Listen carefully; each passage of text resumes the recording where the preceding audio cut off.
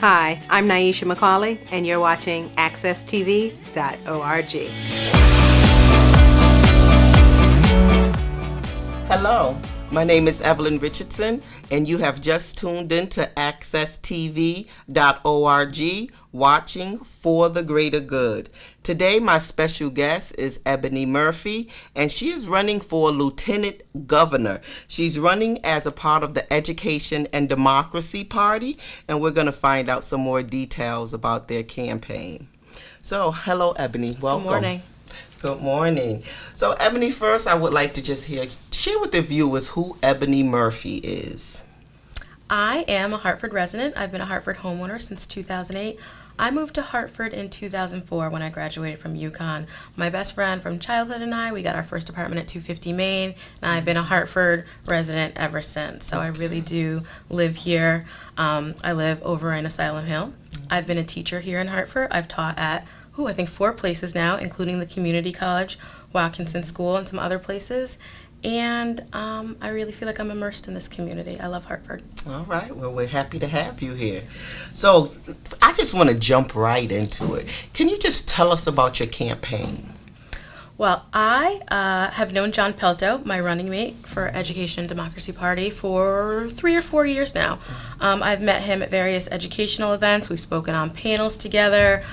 We both care deeply about education and many other issues in this state. He's a lifelong Connecticut resident as well. So when he called me on June 1st, I think it was, and said, let's do a third-party run. Let's challenge Malloy from the left. I said, I think we will make a great pair between the network of people that I know and the network of people that he knows. I thought that we could put together a great ticket and offer the folks of this state another option in addition to Malloy and his opponents.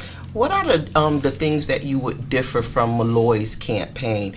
And what I'm asking is, why would I want to vote for your slate as opposed to his? What is the advantage of doing that?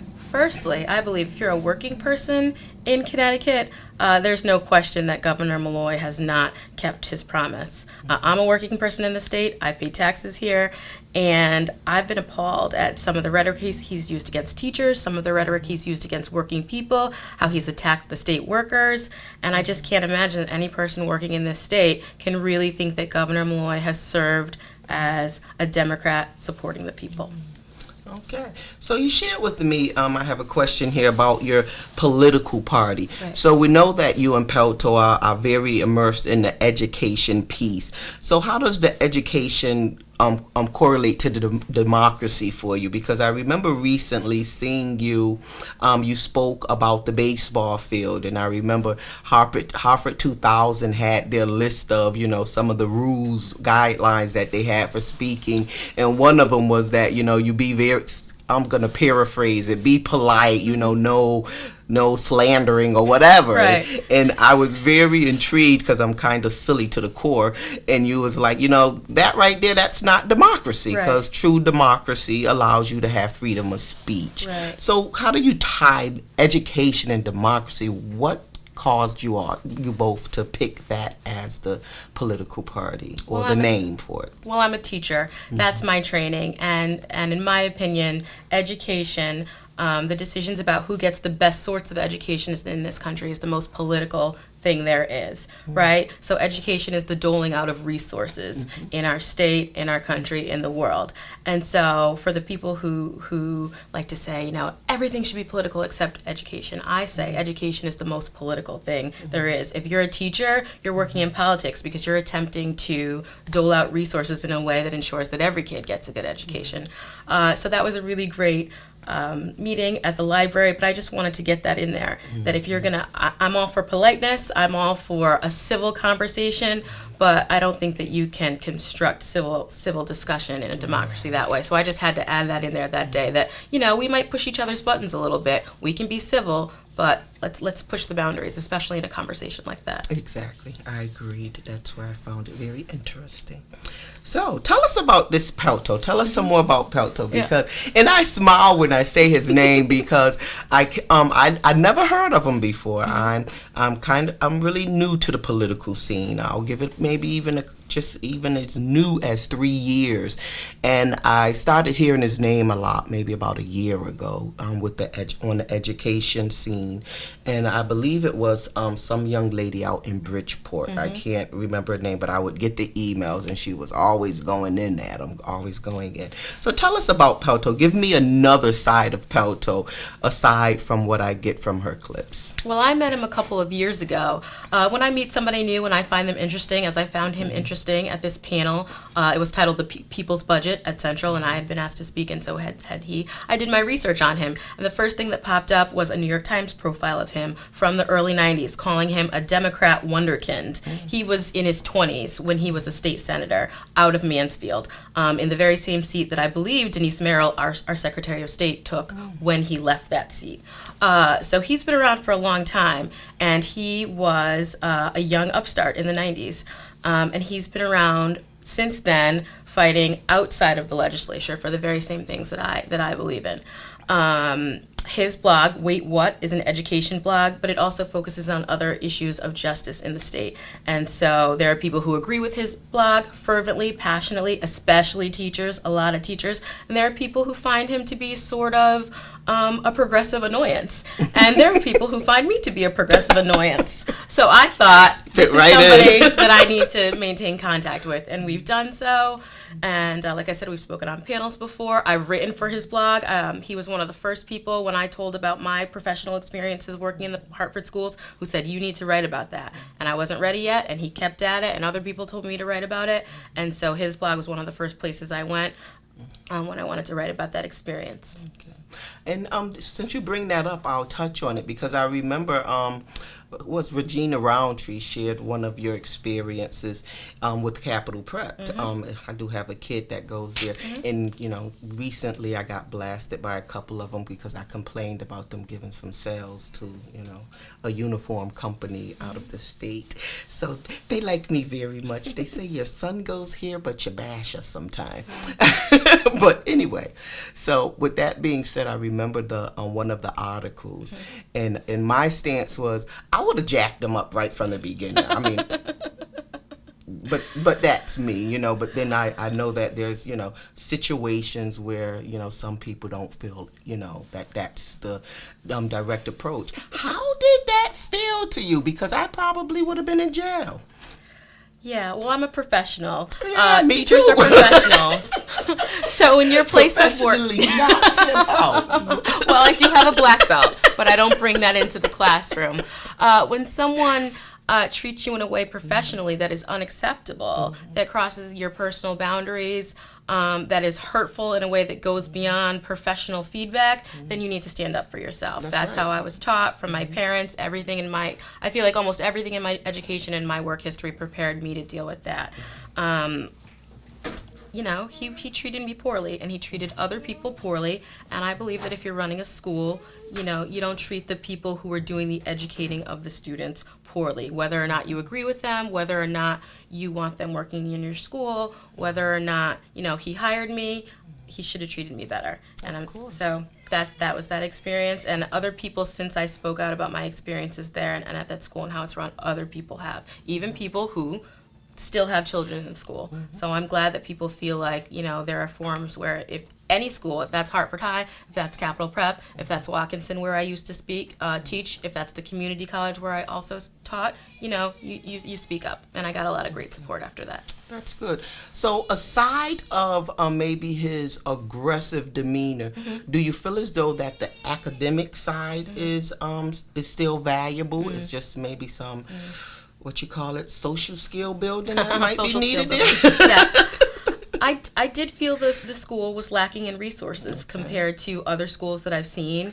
Other schools in Hartford, there was a 3-week period where we didn't have a copy machine and access to paper, things like that. But also, I was quite appalled, to be honest, by the high teacher turnover rate. I know that in the best schools in this state, the teacher turnover rate is very low, and that's because they work very hard to hire the right people who are the right fit, and then they work very hard to give those people the PD they need to teach their students and do their best work. from what I've PD, professional development. There's that development. teacher jargon again. That's okay. But he was hiring people right and left, and then they were leaving, or longtime people were leaving, and there was just constant turnover in a school. And I'm not sure how that worked in the lower school or the middle school, but in the upper school where I was, I saw that a lot. And so that was something that was very concerning to me, and has been concerning to other people in the education world who have looked at the stats for that school. Okay, thank you. So you shared with me about your career as teaching, and you touched briefly on Pelto's. Is that if say that you were to win, what would be your career path? Some people may have a career in teaching, and then once you get into politics, you go on a career path of as politicians. Yeah. Would you plan, or do you know if Pelto also is planning to remain in the area that you are now, or are you going to be changing hats? Well, to me, teaching is a career where you're always changing hats. You were facilitating, you were teaching children to write, you were out in the community representing your school. So to me, I already wear many hats, and this is just another hat that I wear. So I will always consider myself a teacher. And in fact, I'm taking some of the press clips that we've got and already putting together my curriculum for the students that I'm going to work with next. So I do intend to keep my feet in the political arena, but I'm a teacher. Okay, wonderful. So. And you kind of touched on this, but I'm going to ask it anyway so I can hear it again. Why now is the time to run for this Education and Democracy Party? Usually, this is a thought, and you can correct me if I'm wrong, you came up, you guys got creative and came up with your own party. And so there's some type of imminence to that for me. What is that thing that says now is the time to do this? Well, I'm a lifelong Connecticut resident. I was born here. I was born at Stanford Hospital. I think John Pelto was also born here too, so we know Connecticut is the land of steady habits. But right now there are a lot of people who are feeling disenfranchised by this current governor, and they do not want to vote for some of the other options, including Foley and McKinney. They just don't want to do it. And so we figured if we offer the people an additional option, in Connecticut, this most democratic of states, why not? Why not go right now? So when he called me and sent me that email, I said yes. Okay. And you shared a bit on this, and I'm going to still ask, why are you guys the best candidate? Or do you think you're the best candidate? I think we are the pair in the race who are the most real people in Connecticut. I have a job. He's got a daughter in high school and a daughter in college he's trying to put through. My dad's a truck driver. I have a younger brother who just graduated from Manchester Adult Ed. I have another brother who's working at HVAC. I'm a young homeowner. I'm a young married woman living in Hartford. I'm on the pulse of everything that's going on in this state. I feel like, if anyone knows what's going on in Connecticut, I probably know or know somebody who's doing it. And I don't know that other folks in this race can say the same. Okay. So, I have 3 areas here, because when you're talking about running for lieutenant governor and Pelto running for governor, you hit some close areas for me, and then you hit overall areas. So, the first question would be a self-interest question. How can you and Pelto, as lieutenant governor or governor, help communities of color in Hartford? Well, I myself live in a community of color in Hartford. I live in Asylum Hill. My street on Laurel Street is maybe one of the most diverse streets in Hartford. So there are all sorts of people. And I know that I want my neighborhood to improve. I know the things that my neighborhood needs. And yesterday I was on Barber Street. I can look at that street and think, the children need something to do in this neighborhood. There needs to be more stores. There needs to be more green space to bring to the community. So I feel like the things that my community needs are the same things that all the communities of color and the communities that serve everyone in Hartford need to improve. And we need to have a government structure that listens to the people. We need to have cops walking the streets that look like us. I shouldn't feel like, if I park my car on Laurel Street, that a cop's going to ask me, what are you doing here? I live here. You should know me. I pay taxes here. And so what I've wanted since I've lived in Hartford is 2004 is what I think would serve communities of color like mine. Okay.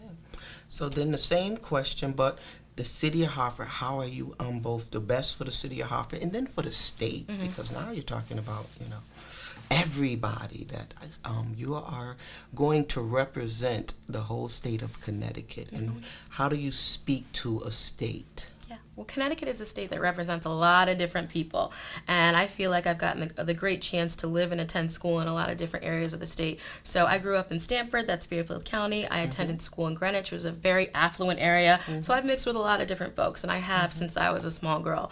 Then I moved to Manchester, which has a very different flavor from that side of the state, and then I went to Yukon, which is rural with the cows out there. So I feel like you got around, girl. I have, and I really love all the parts of this state, and I know that Jonathan feels the same way. And so I really feel like we're on the pulse of a lot of different communities within Connecticut, and also me personally, but also John, we're on the pulse of a lot of what's going on in Hartford as well. I mean, I'll know somebody and I'll think there's no way he can know them too, and he knows them,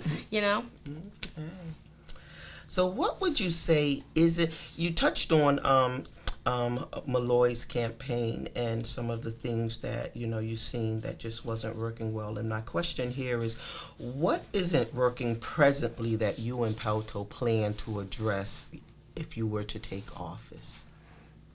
The schools are being underfunded. Funding the schools by town does not work. That needs to be addressed. Say that again. Funding the schools by town.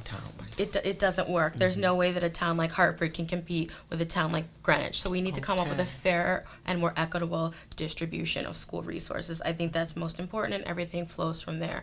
Other things are important too. Young people, I'm almost 32, and young people who grew up in the state cannot afford to stay. I have so many friends who've grown up here. They want to stay here. They want to raise their kids near their parents, but they can't find any place to live in the state, and it's important.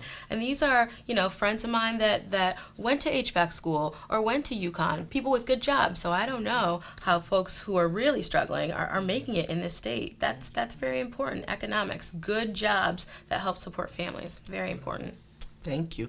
And we're going to stop just right there. Thank you for joining us for the first half of our show, For the Greater Good, with Evelyn R. Richardson and my special guest, Ebony Murphy. We'll be back in 1 minute.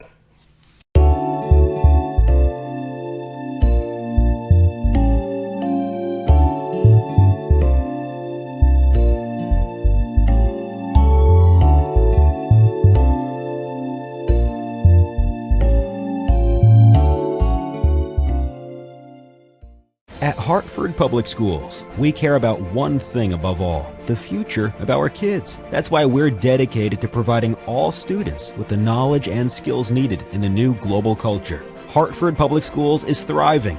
More student success stories, more world-class facilities, more university and corporate partnerships, more amazing talent coming and staying in Hartford. This is how education is supposed to work. Welcome to Hartford Public Schools, where the future is present. Welcome back. You're watching For the Greater Good with Evelyn Richardson and my special guest, Miss Ebony Murphy, and she's running for Lieutenant Governor for the state of Connecticut along with John Pelto. So I'm going to get, this is a question, my next question that I have for you. Talk to me about unemployment plans, because you and Pelto are running strong on the educational piece. And I wonder if you considered the unemployment rates in the state of Connecticut and how you might be able to help alleviate some of that. Issues of finding a job as a young person or a person getting older in this state are tough. It's tough to make it in Connecticut, and we need good jobs, well-paying jobs that can support a family. And I know there are folks on my street, on Laurel Street, who have been looking for a job 2 or 3 years. And so one thing that I really resent that is coming from maybe some of the people who are a little out of touch is the idea that people don't want to work or that they just enjoy being on unemployment. I myself was out of work briefly about 1.5 years ago, and that was the worst thing ever. So I know that the people in this state want to work, want jobs, and we need to work with people. And I don't mean corporate welfare, but I mean attract corporations to the state who want to be here and be a part of the community and have jobs that can support families. So we don't just want corporations to move here and just stay for a little bit and then leave. We want people who want to be immersed in Connecticut. This is a great place to be. And so we need to come up with policies where people want to come here, where we don't have to offer them millions of dollars to come here, but that they want to do business in the state because the people of Connecticut want them here. Exactly. Okay, so can you touch on we have a lot of children in failing or / struggling schools today. Is there any type of remedy for that? Because I look around and I'm saying, we're talking about it all the time at the Board of Education meetings, every opportunity somebody gets at City Council. We hear it, we know it, we see the high school dropout rate, the number of our children that get into colleges, good colleges, even lower. Is there any plan? Is there any remedy for that? Yeah. I've dedicated my career to teaching. I think education is the most important thing ever. And like I said, it's the most political thing there is, the doling out of resources. So when I look around at what folks call failing schools, I say, well, I don't see failing schools in Greenwich, and I don't see failing schools in Avon. I don't see failing schools in Simsbury or Glastonbury, even in the middle class towns, Manchester, East Hartford. Right? Failing schools are where there's poverty and where the schools are under-resourced. So if you go over to MLK, right, what does that school look like? If you were a child, is that where you would want to go to school? No. So we need to look at funding the schools equitably so that all schools in Hartford look like Capital Prep or the correct schools, right? We can do that if we really wanted to. Those resources are available, right? But instead of doling out the resources to pop up charter schools, we see how that's working out in Hartford. And, CREC does great work, EastCon does great work, but we need to make sure that the schools in the cities, the public schools, are doing great work. And not just the magnets, but the neighborhood schools. So there's no reason, particularly MLK, because I know this, should look the way it does. If I were a kid, I would drop out of that school too. I'm being completely honest. Okay? If I was a kid, I'd be suing the Board of Education. Okay? Kids at Avon High aren't dropping out. There's problems there. There's issues there. There's families that are struggling there, right? But what do those schools look like? Are they appealing to young people? Do young people go to that school every day and say, obviously, this is the path to a better life, right? So the issues are poverty and equitable school funding. And the folks who come and say, well, I'm going to pluck these 20 kids from this town and give them a good education, and then say, well, I do a much better job than Hartford High, right? Well, what resources do you have that Hartford High doesn't? Give Hartford High those resources and see how it turns out, right? Because I know that when you give kids the best resources, they rise to the occasion. When you give kids, a school like MLK, and then you get those outcomes, then we can't be shocked. And this is something that I feel very, very strongly about. Okay, I'm interested in that, and I'm hope maybe you can edify me on this. Now, I remember asking somebody, because I just simply couldn't understand it. I have 2 kids that go to school in Granby. And when I go into schools, they're beautiful, they're immaculate, the janitor is on site all day, any given time. It's just the atmosphere when you walk in. It's like somebody saying, hallelujah, or something, Yeah. And then I walk in, and I had a son that was going to Global at that time. And although Global was a new school at that time, I walk in, and it's like, hold your pocketbook. You don't know what might come around the corner. And I'm like, okay, why when I go into schools in Hartford it look like this, but when I go out to Granby, when I go into the classroom, all of the resources that they need there, and then when I go into Hartford schools, it looks like this. And I asked somebody, and this was years ago, and I won't say the politician's name, but they said that the reason that is the case is because of the chef money. And in the way that it was explained to me, I said, okay, so there's a separate pot of gold for those children, and we can't touch the pot of gold because the Supreme Court gave that pot of gold to that particular place.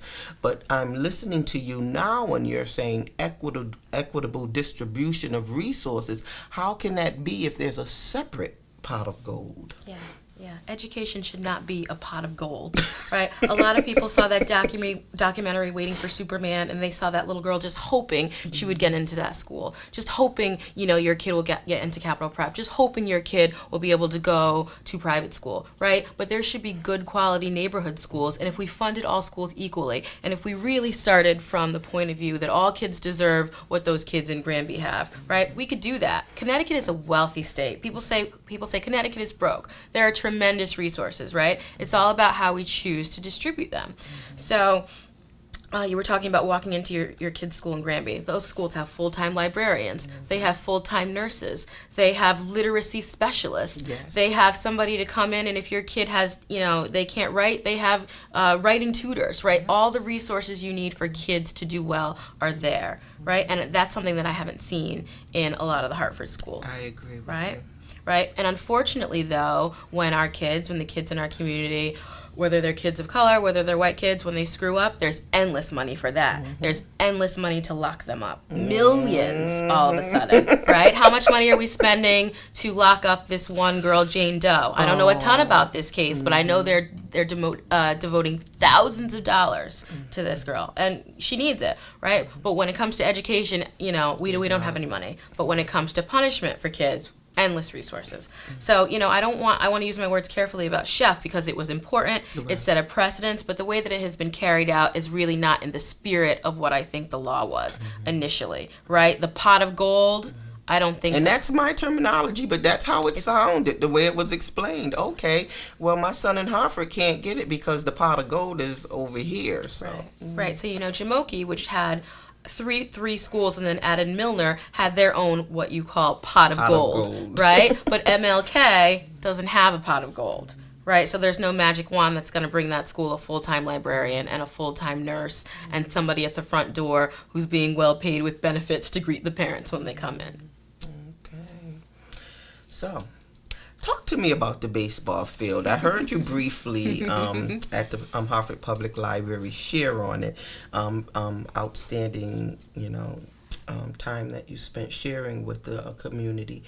Tell me some more about your views on the baseball field. I'm very curious because I'm hearing so much in different areas. Well, firstly, I like baseball. Some of us who have asked questions about the stadium have been painted as, anti-capitalist, or we don't want Hartford to have stuff. I want Hartford to have a baseball stadium. I do not want to be on the hook as a homeowner here who already pays a tremendous amount in car taxes and house taxes for $60 million. Because I want to know, are the Rockcats going to stay here for 20 years, 15 years? Are they willing to sign on the dotted line, or are they going to abandon Hartford the way they're abandoning New Britain right now? I don't think that's an unreasonable question to ask, and I don't think that Mayor Segarra answered my question. Right? $60 million is a lot of money, right? What are we going to get for that? Right? Where are folks who are bringing their kids to this game going to park? How much are the tickets going to cost? Right? Because in New Britain, it's very affordable now.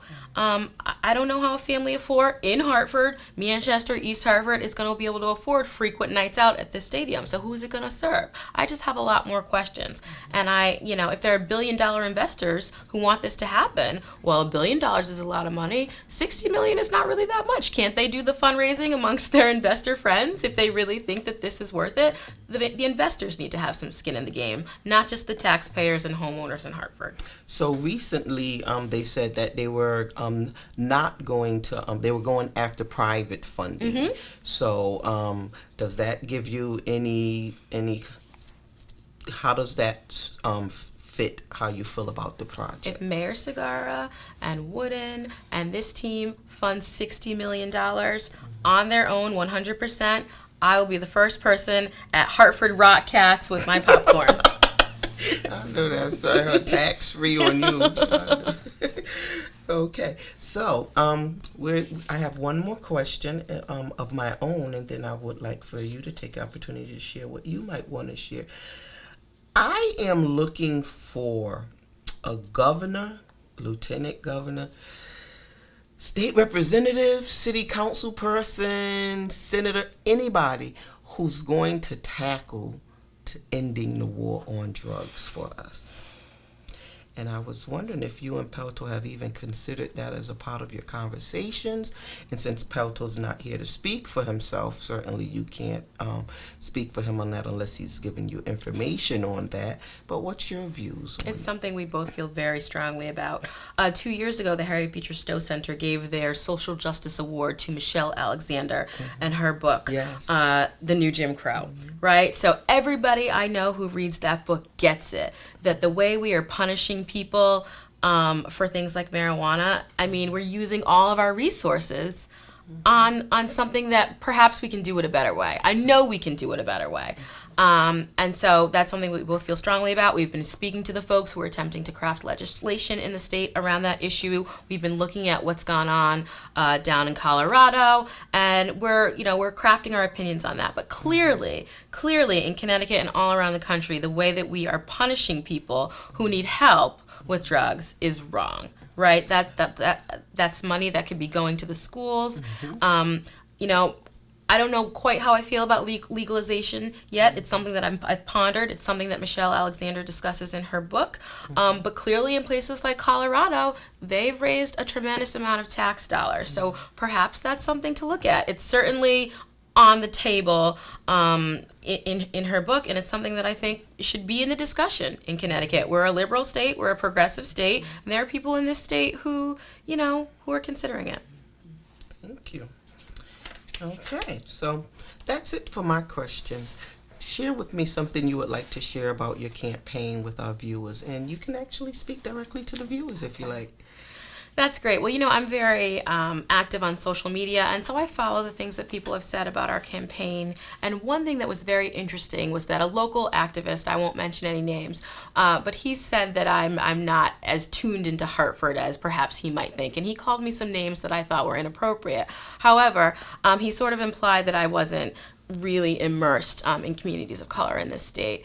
And what I wanted to share was that there are many different ways of being, especially a young woman of color in this state. And I know tremendously what it's like, to come from a community of color, to work your way through school, to try to make it, right? And so I just want to make sure that people know who I am and where I'm coming from with this campaign. I think the Education and Democracy Party is really something that people should look at as another option for governor and lieutenant governor. I want them to check out our website, Pelto Murphy 2014. I want them to check out our Facebook page. I want them to check out our platform. I want them to email John, email me. That information is right there. I want to hear, what do the people want as their third party option? Because we are here, we are ready to listen. So consider Pelto Murphy 2014. If you haven't heard of us yet, check us out. We are out there. We're at Bushnell Park. We're on Park Street. We're all around the state trying to hear and listen to the people of Connecticut.